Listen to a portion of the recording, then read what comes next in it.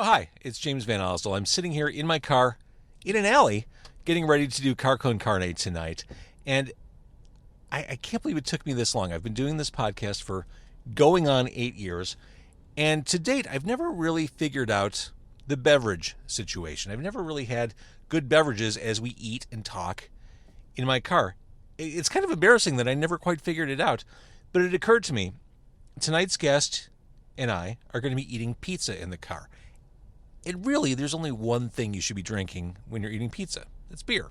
But this is a car-based podcast. We're in the car. It's Car Con Carne. You can't drink beer in a car, obviously. But you can drink Heineken Zero. It's such a... Again, I'm embarrassed. I can't believe it took me this long to come up with this very logical solution, very delicious solution. We're going to drink Heineken Zero in the car. That's what you do when you want to drink beer, but you don't want to drink alcohol for whatever reason. So I'm in the car getting ready to record Car Con Carne. I've got my Heineken Zero. We're ready to roll. It's Car Con Carne. Let's eat in the car. It's Car Con Carne. And now here's the star of our show, James Van Osdell.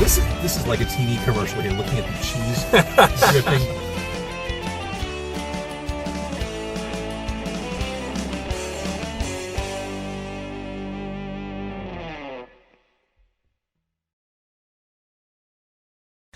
Welcome to Car Con Carne. I'm James Van Osdell. The show is brought to us this week by Siren Records in McHenry. We're recording this on a Friday night. We're recording this on Friday the 23rd? It's definitely a Friday. It's definitely a Friday. Anyway, the point is, tomorrow night at Siren Records in McHenry, Tijuana Hercules performing live in the store. I love in-store performances. The world is snapping back into place. In-stores are a thing again. Go check out Tijuana Hercules out at Siren Records, or if you can't make it tomorrow night, just stop by whenever. Pick yourself up a cool new record, or a cool old record, or cassette. You still listen to cassettes? When I have time and equipment and D-cell batteries, yeah. Right. Hey, that's John Carruthers over there, the man behind Crust Fund Pizza, the man behind Pizza for Everyone. How's that for? Thank you for bringing something for show and tell today. Oh, you're welcome. Did your record store people know that I'm a McHenry native? I don't know if they knew that. Mm-hmm. I knew that. Mm-hmm. It comes up a lot. McHenry, a proud McHenry native. I did a little like, ooh, when you said that. Have you ever done laps around the Volo Bog? We all have diarrhea from time to time, and that's not really what we're here to talk about. All right, so before we get into this unbelievably cool book, Pizza for Everyone, let's re-explain Crust Fund Pizza, because there's a pizza sitting on your lap. Not only is there a pizza sitting on your lap, it is hot out of the oven, legitimately made minutes ago. I'm going to need skin grafts on my thighs. You will. That's okay, though, because the underlying muscle is like, worth it. So what is Crust Fund Pizza? Crust Fund Pizza is the world's shadiest pizza restaurant. I sell pies through my Instagram. All money goes directly to Chicago nonprofits, in that I do not take any money. You give it to them and screenshot it to me, and then I fulfill pizza once a month to a bunch of lucky community-minded folks. That's it. So you've perfected it during the pandemic. Really, you perfected the art of started in August 2020. I had just finished my 12th month of doing this. Oh my gosh! So you perfected. You were an enthusiast. You're obviously a great cook. You've written a couple of cookbooks prior to this, but you really were driven to perfect Chicago thin crust pizza. Yeah, and I really appreciate you using the word, enthusiast as opposed to obsessive. Well, I mean, we all needed to throw ourselves into something. Yeah. During the pandemic. What a cool thing. So you learned how to perfect the art of thin crust pizza. You from the sauce to the crust to the right ingredients, and you've been making them. I'm going to try to hold this up, John Carruthers of Crust Fund Pizza. I mean, we have pizza boxes and everything. This is legit. You know this is legit because look at the pizza box. So because you're not a restaurant, because you're not licensed as a restaurateur, you just make these things. And in exchange for the promise that someone will pledge to or donate to a laudable local charity, you give them pizza. Yeah, and part of that is just that I don't want to handle any money myself. This is a money allergic thing. Part of it is we all saw that Tamale Guy got super Karen'd up in River North, and no one wants that to happen to Tamale Guy's 10 times the food maker I am, but we're all he got we're all aware. Karen'd. He got super Karen'd. Karen summoned the other Karens, and then it was just the coven. Yeah, it's like, man, sure would hate if someone accidentally enjoyed a delicious tamale that wasn't paying taxes to the right people. Right. Bunch of a-holes. So you've been doing this since August. Mm-hmm. My God, I know. It seems. I know. I do the my God a lot too. Because at this point, you can't quit it. No, but I always said I wouldn't. This is very quickly becoming institutionalized. If Chicago. I like it. That's a good Repo Man soundtrack reference. I love Suicidal Tendencies. Of that first album of theirs, holy crap. Yeah. But I honestly, the first few pizzas, those first few months sold out in like 10 minutes, right? Mm-hmm. And I kind of assumed if I ever stopped doing this, it would be by attrition. You know, like people would be like, all right, shut up. We know what you're doing. Mm-hmm. And they go in 5 minutes now, and I can't foresee a way out, which is great because people donate a whole lot of money to people. And I would ask if your family is tolerant or patient or has been patient through the process, but I know the answer, and we'll get to the book in a second. Yeah, I mean, yes, now, if you ever see me switch pickups to, like the townhouses behind the Walmart in McHenry, you'll know that they stopped being a little tolerant. All right, so you've got all kinds of different pizzas. You've got your favorites. Let me run down a few. Yeah. That were mentioned. Oh, you got notes, dude. Have you not done this with me before? Have you no, not I seen have. me do this before? I'm always surprised. You got to be prepared for. I'm always surprised when other people pay attention because I just drift through life like a cloud. There's nothing worse than doing an interview or a talk show, for that matter, and not remembering what you were going to say, because it happens. People's brains freeze, they get in a moment, and then they forget where they need to pivot to. If I don't have notes... Well, sure, but I reckon it's people of note who object to that. You're literally sitting in an alley with an alley pizza, man. I don't think there's a whole big bar to clear. I take this seriously. I know you do. Dude, we're like 8 years into this podcast. I'm saying it's nice. Seriously. I'm saying it's nice to get the royal treatment. That's right. Next to my recycling and garbage cans. Right, and this is a total... We are in an undisclosed Chicago alleyway right now. Redacted. And this is a true Chicago alleyway. We're staring at a recycling bin which has one of the trademark rat holes. Squirrel holes. Everyone thinks those rats. Those are squirrels. Rats can't climb like that. Good point. Yeah, they're serious about getting to that recycling. Squirrels are also more resourceful, which is how you know they hit a seam in the plastic. Yes, but this is...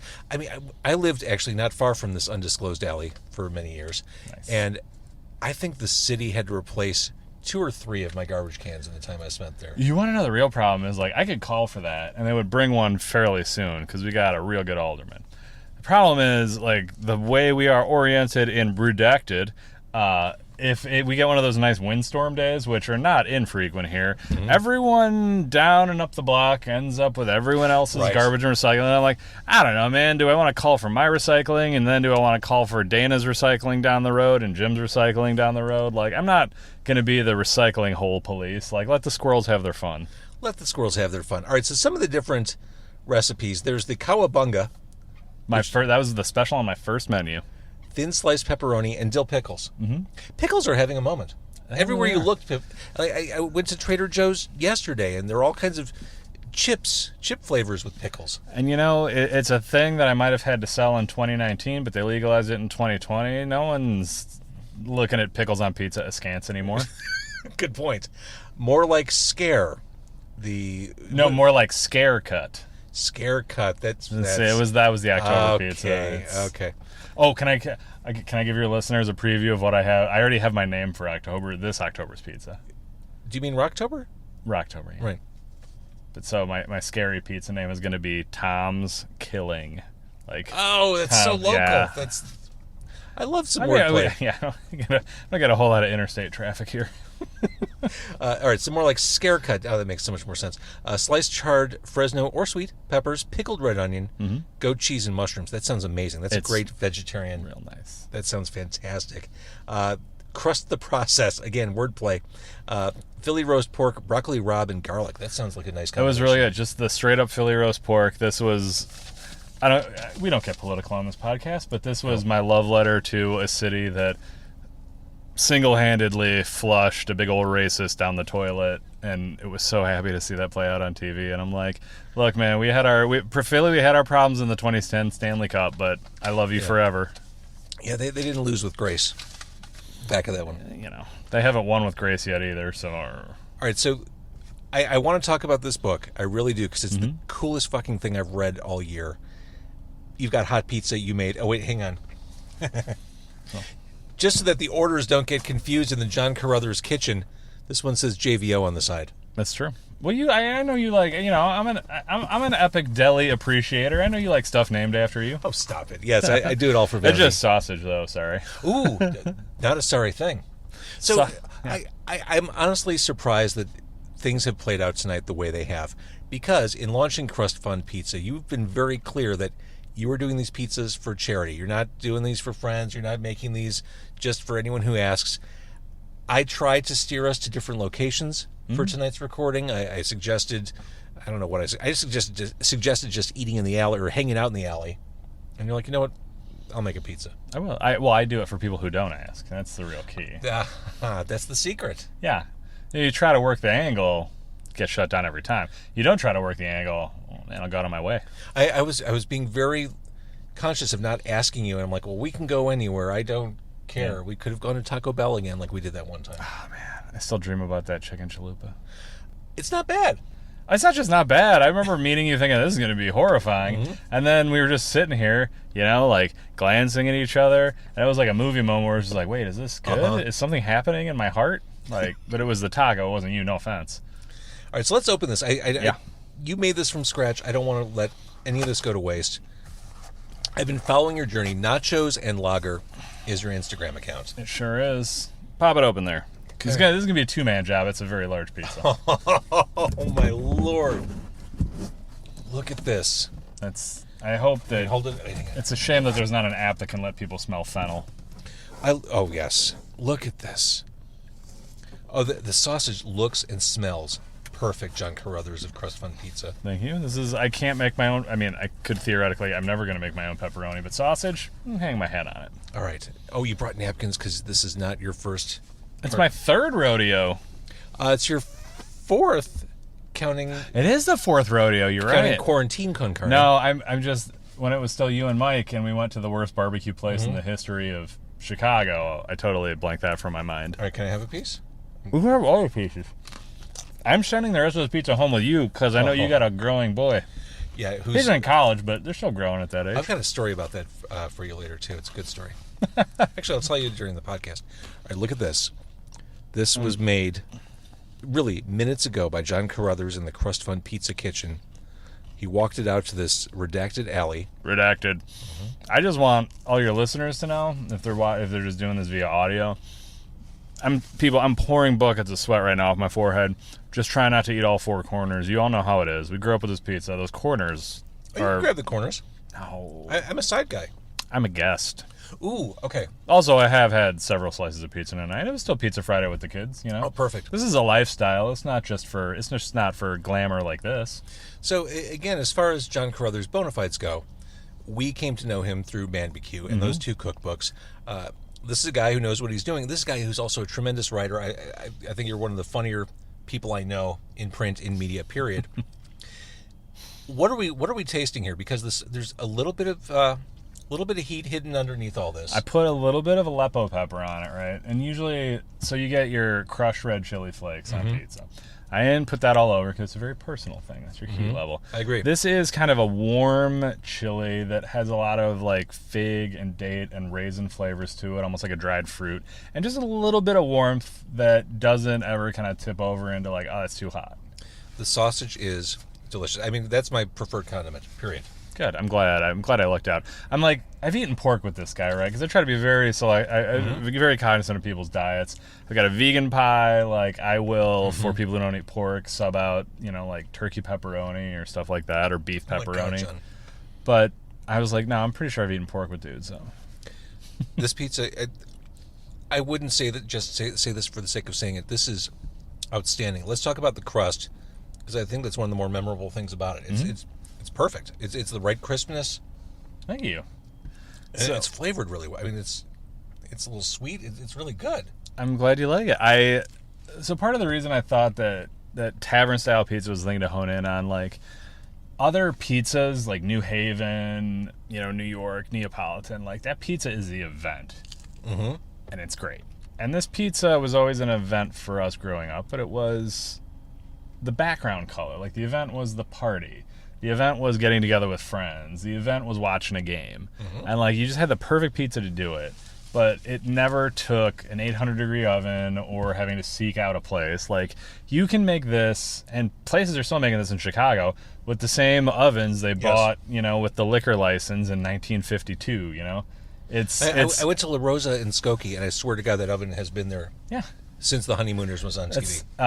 Marie's is my place, you know, just west on Lawrence from Redacted. And it's... That place, the largest pizza they have is 14 inches. And I'm like, that's totally an equipment thing. Because Marie's is a frozen-in-time gem of a treasure. And you can totally see just the place play out over the years through, like, their menu options. Like, no problem to have, you know, 8 kinds of pasta. But, you know, the pizza oven's only so wide. That's what I think is exciting. Like, this is eminently achievable for the home cook if you want to go ahead and get super obsessive. And I wouldn't recommend it. You don't want to be me, but you can do it real directly with enough unhealthy habits. This is not a pizza I would ever want to share with someone. I would be unwilling to share this with people. So I'm going to step out then. Yeah. This is... and because the crust is so thin and so light, I mean, I could tear through this. Okay, do you want a little insight on this? Like, this is... We could talk shop. Everyone uses mixers. Everyone uses mixers. Back when I was still making a lot of New York pizza, because I've pizzaed around the world there, you know. I used to use a food processor to kind of kickstart just the yeast uptake and just kind of pop the lid off the containers I was fermenting in. And I do this with tavern pizza, so I make I can get about 4 of these crusts in the food processor at a time. I've run them a couple at a time. You can make like 8, you know, at a time. And do that, let it cold ferment. I do it for 72 hours on average. I've gone up to a week. I've gone up to just like a day. But you just give it a little time, and then it rises up. You punch it back down, warm it up, punch it back down, and then you just roll it out. Like, this is not something you have to toss over your head. I rolling pin this, and I am not a professional, I'm a semi-professional here, and this is how you get this thing. Like, the real professional places use dough sheeters, which is kind of how you make, you know, croissants and pastries. You just feed it right through. It's a big-ass pasta machine. This is something anyone can do. That's why I really fell in love with the style. Again, that warmth.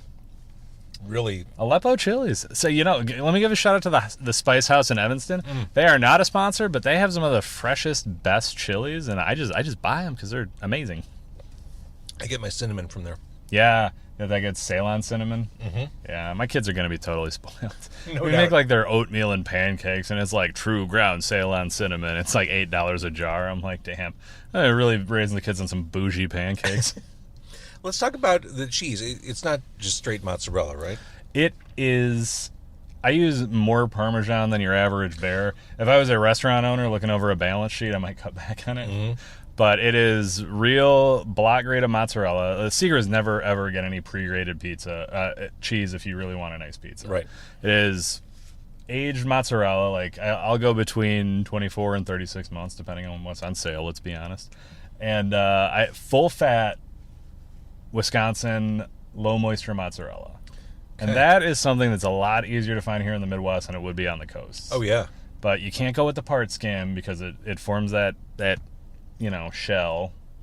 And you can't go with the pre-graded because it's got anti-caking agents and it forms the shell. Like, you just gotta grate yourself some full-fat, good Wisconsin mozzarella, and that's the secret. This is legit. Are you really not going to have any? I've been eating from here. No, please help yourself. All right, I am going to bring the rest of this home. You just go nuts on it. This is for you to enjoy. For my aging foodie, and I want to talk about that in a second. Consider me your like wizened Italian grandmother, and that like, oh no, I don't want to eat. I want you to eat way too much. I had considered you that even before this started. Well, yeah. I mean, I guess I shouldn't have appeared on the podcast first and just insisted on reading Stregonona start to finish. It's a weird energy. I thought it was kind of an Andy Kaufman thing, but you know. All right, the one aspect we haven't really talked about is the sauce. Sauce is good. Sauce is cooked sauce in pretty much every tavern-style pizza of note. You know, you talk about some coastal pizza, and there's nothing wrong with this, but like a lot of recipes are just like, you know, throw some spices in, hand crush the tomatoes or mill them or process them, whatever, and then boom, you got a good bright tomato sauce. I think that the sauce really hangs with tavern style and out punches its weight class because you get that good umami, you get that cooked sauce flavor. There's tomato paste, there's a lot of herbs. It's something that you stir to not burn. I mean, it's almost like developing flavors over a pasta sauce over a little less time. And then I always make this ahead, cool it down, and let the flavors just mingle, and then I taste it again. And always, like, the most key ingredient in this thing is vinegar. Good Really? vinegar. Mm-hmm. It's delicious. Is that where the sweetness is coming from that I'm tasting? Probably a lot of it. Like, there's red wine vinegar, and then it's finished with a little bit of sherry vinegar. But there's, like, umami in there, too. There's some fish sauce. There's some Marmite. There is, just that long cook. Every time I've cooked with fish sauce, I made the mistake of smelling it first. That'll steer you away from it. You really just gotta get right with it, and then you gotta never ever tell your family about it. My grandmother loves my pasta sauce so much, and I'll never tell her for the rest of her life that the reason she likes it is because I back it up with fish sauce. She's like, "This is amazing. How do you make this?" I give her the recipe, but I leave one thing out because I know if I tell her, it'll be like, turning your back to Babylon, and then you just pillar of salt. She'll totally turn into a pillar of salt. Now that you mentioned the Parmesan, I'm tasting it. You know how, like, when someone tells you to focus on something, then you're finally able to identify. I just tasted it. It's just such a well-balanced flavor profile. Consider me your unbearable jazz critic friend, I'm like, listen to the notes here. Wow. All right, let's cover that up. Okay. Let's protect that. I say I'm going to bring it home, which I will. No, I'm just excited. I'm excited that I can gesture more with my hands. You've met me. I'm a very animated talker. I talk with my hands all the time, too. Not all of that's going to make it home. I want to be clear. Oh, I have a repeat customer now who lives in Woodlawn, and he comes up with his wife, and they try to save it. It hasn't made it to Lakeshore Drive yet. No, there's no way. That'd be irresponsible. All right, here we go. All right, so the book. Let's talk about the book because Let's do it. Currently on Kickstarter. Oh my gosh. Can we preface this by saying that I find this as silly as anyone listening would find this silly? It's not silly because of the charity angle. I mean, the pizza, the book, all great stuff, but you're doing this for local charities, and I think, especially emerging out of the past year, we all want to do right by each other. There's an increased commitment to being right with the world, and that's what you're doing. So the Crust Fund Pizza thing, that's happening every month. Nachos and Lager is the Instagram. This book, I can't believe how quickly you turned this around, to be honest with you. I really like how you had to move the pizza napkins. That was a very organic food show moment. It really is. Pizza for everyone. This book, I guess, explain. I know how it came about. Explain how it came about. Yeah, you kind of got some inside baseball because you're in it. But this was, I don't know, like you're a dad. You understand that when you have kids and there's a hobby and you become just obsessed with it, it's not even that you can do it all the time, but when you're not doing it, you want to think about it. You want to soak in it. You want to just absolutely drive your family insane with the way you want to just orbit around this idea. And that was this. Like say, collecting records. Exactly. And it's just a compulsion thing. But, my family used to make these, the comb-bound, Kinko's Run cookbooks for our family reunion. I think every family has them sitting somewhere on a shelf. And it's like, the churches made them, the schools made them. And I'm about to get just real deep here with just how insanely I've thought of this, but everything's digital now. Fundraising is gone past that. People don't print or offer these bindings anymore. You can't even get something like this run off at what is now FedEx office. It's extinct. And I was just sitting there one day and I'm like, my background's a writer, as an editor, and I'm like, I would really love, I'm just sitting here staring at these old church-bound cookbooks. I still buy them from the garage sales in the neighborhood when I find them. And I'm like, wouldn't it be great if someone did that again? And why not for pizza, Why not? Especially this started when we was coming up on fall and winter, and I'm like, I know I can still make pizza, but gotta shovel myself out. That's fewer pizzas every month. And I'm okay as a pizza maker. I'm okay as a writer. My real skill is in bothering people. So I bothered people and said, hey, please be in this book. Okay, first of all, you didn't. Some money here. You're being self-effacing. You didn't bother anyone. You just said, "Hey, here's a cool idea." I bothered so many people. But the idea was it came together, and I said, hey, an essay on pizza, a recipe on pizza, a piece of art if you're an artist. And we are going to absolutely commit to just doing it supremely old school and sticking to our guns and making an actual church cookbook. Like, this is probably, if I'm being honest, the best church cookbook of the year because there are no other ones. This is fantastic. And it's a pizza book. It's essays about pizza. It's recipes. It's pizza-adjacent recipes. And it's from some heavy hitters in Chicago food. Yeah. And some heavy hitters in Chicago. I mean, Peter Segal wrote an essay in here basically encouraging us all to forsake deep dish. He's an East Coast guy. Not for years, but he was born on the East Coast. Very East Coast point of view. Here's the hilarious thing. Everyone thinks this was like, because it's put in there and it says paid advertisement on the top. Everyone's like, oh, it's a very cheeky, self-effacing thing to do. You get Peter Sagal to, a famous... I say Segal. Sagal. Oh. No, I just assume you've seen him do Aikido on Tommy Lee Jones in the 90s. That's right. But you get, it's really cute that you put that like a rich guy advertorial in the 80s in the New York Times when everyone's like, give Wall Street more money. This city is dying of crime. And no, Peter Sagal just legitimately emailed me. I was like, I would like to buy an ad. And I'm like, what do you want to do? He's like, I would like to write a screed. And I'm like, okay. I didn't realize. I thought the ad was BS. He absolutely wrote me a check and mailed it to my house for that. That's amazing. Of all the people in this book, one of the most famous people had to buy his way in. It's silly. I hope he doesn't hear this. I totally would have let that guy skate on that bill.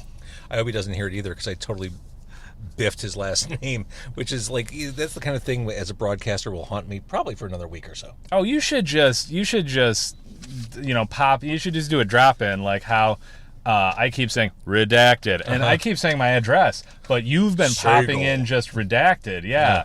And like it's flawless. You should just do that with him. So on Kickstarter, you've been crowdfunding. Been doing both. You can use that. You've been crowdfunding the second pressing of this book, and you hit your mark. It was a very modest goal, to be honest. I mean, that wasn't surprising. You hit it. It was enough for 150 copies. So last I checked, I think I checked right before I left here, is at 9,000-ish.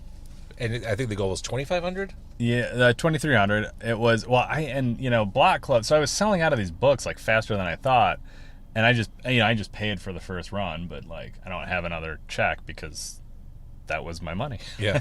And Block Club was going to do a story. I'm like, oh, this is totally going to sell it. So I started a Kickstarter just to be like, okay, like I got to work the next day. Yeah. Like if the story they told me the story's going to go up. I'm like, oh, the story goes up. Like here's a Kickstarter. You just throw that link in, and if it says sold out on my site, just go over to the Kickstarter. And so like I turned that on at like, I don't know, it was like 9:00 at night or something. I went to bed, got up, fed my kids, got on the bus, went to work. Before I got off the bus to go to work, that thing was fully funded. It was less than 12 hours. That's awesome. And again, this is the charitable angle. This is a no-brainer for Kickstarter. So you get a copy of this book, and then know that all the overage. I mean, it's not going to build a new addition on this house in this redacted neighborhood. Yeah, no. It's going to these charities. It is. I'm not allowed to say that on Kickstarter, but that is absolutely what I've promised all the contributors, and will provide receipts for the backers. That's awesome. Although I don't think anyone would ever call you on that. No, I know. I'm just saying, like, I had originally had a line in there, like, and all the overage will go to these places. Mm-hmm. And Kickstarter was like, no. Like, products, experiences. And I'm like, it's fair, because you see those Kickstarter horror stories, and you're like, you're right, I would see where you just want to promise a thing. Right. Not a whole ethos. So let's talk about this book. Again, you didn't bully anyone. You didn't cajole anyone. You just asked. You asked me. You said... Yeah, just because I'm physically unable to bully anyone doesn't mean I didn't have emotional levers to pull. I find that very ableist of you, James. I think it's the truth. I mean, you're a writer, you read a lot. The back 20% of any book, whether it's fiction, nonfiction, cookbook, a book like this, the most compelling content of the entire book. I'm on page 1. I knew you were going there. I'm on page 170. Right before the credits? Not right before the credits, and with the best original illustration of the entire book. So the article, Nickelback Pizza, still pretty good. And look at that. There's a Chad Kruger. Made out of figures. I mean, this is some real, like, 1995 AOL stuff. Oh, my God. I didn't realize it's... No, yeah, that's, like, straight up, like, message board style. The word pizza. It's Chad Kruger's face made out of the word pizza. Yeah. I like this even more. Well, we're playing chess with this thing. Holy crap. So, like I said, lots of major heavy hitters. Our mutual friend Hot Doug wrote an essay in here. Mm-hmm. He was by for a pizza last night. Oh, really? He was. He has nothing else to do. He's retired. I have never seen someone happier to not work, and I absolutely applaud him for it. My most fervent wish is to not work one day. I love, you know, I just tried the sausage pizza you made, and I'm thinking, this is fantastic. You share your secret. I mean, you put it out there. Oh, God, yeah. You've led others, or you're leading people down the path. I mean, James, if I can do it, there's nothing unattainable about it. Please accept these as the guidances of a thoroughly mediocre guy who is very enthusiastic. But so your recipe's in there. Mm-hmm. I just had Chef Jason Gilmore of Cobra Lounge, who's been there from the beginning. I just had him on the show a couple nights ago. And it's funny because we're talking about the different soups and Chicago-centric things he's made for Cobra, like the Italian beef soup and the hot dog soup. Mm-hmm. I said, are you going to keep going down the Chicago road? Will there be like a shrimp Dijon? He's like, well, I did a recipe for John Carruthers' Pizza for Everyone book. It's my mushroom Dijon. Oh my gosh! And like you ask a guy like I used to ask Jason. I asked a lot of people who I had never like met or edited or cooked with or anything. But when I was asking Jason, I've cooked with Jason before, and I'm like, I'm asking a Chicago guy for a Chicago thing, and I know he's going to absolutely deliver, and he killed it. Have you been able to make it? Yeah. I'm a big mushroom fan. That was one of the first ones. I didn't Bon Appetit test kitchen everything, but I'm like, Jason's is going in the hopper. Right? Yeah. And I'm like, I was trying to mix it up with the air fryer. Very nice. Natalie Slater, another former guest of Car Con Carne. Oh yeah. One of the city's, if not Midwest, most outspoken vegan. That was voices. a big get. Yeah. I mean, that really was for her to give like 3 recipes. She's like, "Hey, I got 3. Is that okay?" And I'm like, well, I guess we can tolerate that low level of output. That was huge. I mean, she's worked with Uptons, and like I'm a huge Upton. I have a lot of vegan family members. Like I might traffic in a lot of meat, but like vegan cooking is some of the most exciting stuff happening in Chicago. Yeah. So she has a recipe in there for a vegan crust. Mm-hmm. And what else? 3 different vegan pizzas. One's like a Madras lentils. One is a brunch pizza, and I'm blanking on the third, but like it's all with this great like short crusty biscuity pizza dough. It's so good, and like it's the ethos, pizza for everyone. We got vegan stuff in there. Joe Hale, who works for Alarmist Brewing but also has his own amazing vegan blog, like Vegan Pizza Puffs. Like yes. We are all the same. We are pizza eaters. We are not meat eaters and vegetable eaters. We are pizza eaters. And see, this is kind of the overarching thought behind the essay I wrote for the book. And it's funny, you can read the essay. You should get the Kickstarter, sign up for the Kickstarter, make sure you reserve your copy of the second pressing. The things I said in that essay were echoed throughout the book. Mm-hmm. Basically, I mean, without even really realizing it, I think I played right into the name of the book. Yeah, I think you did. And like your fellow radio veteran Brian Noonan talking about just waking up on top of a Domino's pizza box with regret. Like he was going through a little bit of therapy there. That was good stuff. He was. And as far as foodies go, you've got Jim Graziano. Oh my gosh, that guy. Fantastic. From JP Graziano's. The finest sub shop in the land. Period. And he said it. Pizza is a perfect way to taste real Chicago. That's true. That's true. I mean, it really is. It's ever like whatever you love about pizza, I love what you love, even if it's not what I prefer. Like Pizza for Everyone was just a catchier title than Be Nice to Everyone, You Bastards. Exactly. But if we have a volume 2, maybe that's the subtitle. Going back to Peter Sagal, I wrote down this quote because I thought it was fantastic. Again, oh my gosh, that thing is just one big quote farm. It totally is. Like the dude went to Harvard, and he doesn't like. You could totally pull it out of there. Like, oh, this is like I get why the Ivy League education costs that much. So again, his mission to end deep dish. Just please, don't eat deep dish. Or if you do, then quickly go see Second City, go to the top of the Sears Tower, or whatever you people call it now, and then get back on the road because clearly you don't belong in Chicago. You wouldn't appreciate it. Oh my God. And you know, like, that was the closest. I'm a big Frasier fan. And Dr. Frasier Crane isn't real, so I couldn't ask him to contribute an essay. So we have the next best thing. That's here. it. That's it.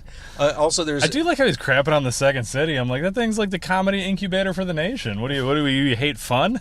That's right. There's a piece in there about pairing pizza and beer. Yes, Shana Solarte, one of the most creative beer writers and like food, like she ties everything together about beer in a way that never makes you feel like you're being talked down to. You know, like I know you're not a big beer guy, but you get, you know how beer people talk about. Compared to you, John Carruthers, no one's a big beer guy. I'm just saying, like, you know how You beer do people marketing talk for a about beer beer. company. But sometimes I don't like craft beer. A lot of times they're talking about I don't like a specific attitude, and she doesn't have any of that. And she speaks to beer better than anyone. And like, man, what's more beer than pizza in terms of like what we're just experiencing sensorily? Your life partner, Jesse Valenciana, Mm-hmm. contributes to the book Mexican Pizza. And that was right. He wrote that right after Taco Bell took it off the menu, and I feel like he's having a part in healing the nation here. He is. It came down to him Yeah. to pull it all together. Also, I miss Taco in a Bag Oh, so much. on Lincoln Avenue. Actually, not far from this redacted location. I used to walk there from Redacted. But Pat, competitive food eater, Taco in a Bag guy, contributes pizza in a bag. It's so good too. I used to get that all the time. I was so excited because like that guy hates writing recipes so much, and he did it for me, and I'm like, I appreciate that. Like when I say people gave their time and effort, I don't mean that there was just like they tossed off whatever they had. Like people created original things or went outside of their comfort zone and did it. And it is nice to have a little piece of taco in a bag in there because it was not closed when he started writing it. So it's like you got a little bit of, it's like the Jurassic Park mosquito. Like we got this in amber, and we just got to not bring it back to life to eat us. See, and taco in a bag, just the concept, pizza in a bag, that's food for us. That's a working class way to describe it. If we were ordering this on Randolph Street, it would be a deconstructed taco or a deconstructed pizza. I am telling you, I have contended this for years. If Pat would have cut the portion to 1/35 the size, laid it out on a flat porcelain plate designed by Crucial Detail, and just built those same flavors and textures, dude would have a Michelin star by now. Okay, so we agree. He's a flavor genius. Again, we miss the place, but you can make your own pizza in a bag. This book, let's talk about, I think the writing's great, the contributors are fantastic, the recipes are all things I want to try. Let's talk about the graphic design. I don't think this book could be what it is without the way it's been put together, the artistic vision behind it. Oh no, this is Zach Sherwood, old colleague of mine. One person designed this entire thing outside of the credited art pieces, which were like contributions, still laid out by him. This, without Zach Sherwood, the greatest church cookbook pizza designer in the history of Chicago. Oh, clearly. Without him, this thing is just a very dry annual company report. He took it and really got what we were going for in terms of the church cookbook ethos. He dove deep into archives, and he made something that is very much present in graphic design and very much the past. And like, I could not have, when we were planning this, envisioned it turning out as amazing as this. Oh, and this is one of my favorite pieces. So Mike Sula, A Flavor of Danger, the deep fried pizza balls. He made this look like a 70s paranoid thriller movie poster, from the font to like the simple graphic. Like, it is crazy. Like, that's what good design does.